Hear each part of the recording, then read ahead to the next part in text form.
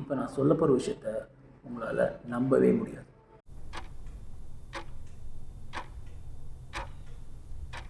வயசான தாத்தா இருந்தார்.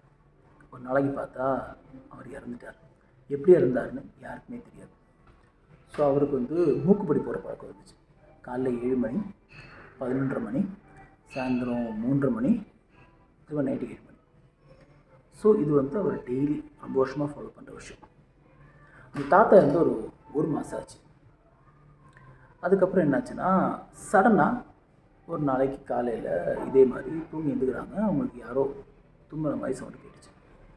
இதே டைம் ஃப்ரேமில் 7, 11:30, 3:30, மறுபடியும் 7.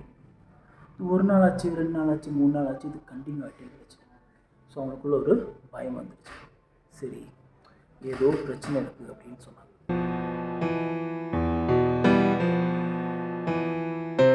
ஒரு நாளைக்கு நானும் ஃப்ரெண்ட்ஸுமா கேண்டீனில் சாப்பிட்ருக்கோம். அப்போ இந்த டாபிக் வந்துச்சு, இந்த பேய் பிசாசு இந்த டாபிக் வந்துச்சு. ஸோ ஒருத்தங்க சொன்னாங்க, இல்லை பேய் எல்லாம் இருக்குது, கடவுள் இருந்தால் சாத்தானும் இருக்கும்.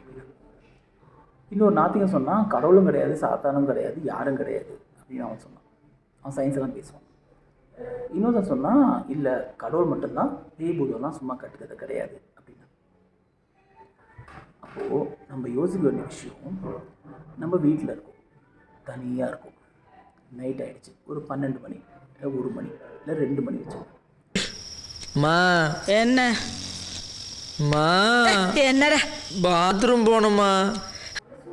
பெட்ரூம்லேருந்து ஹாலுக்கு போய் அங்கேருந்து ரைட் எடுத்து வாஷ்ரூம் போவோம். நம்ம போவோமா?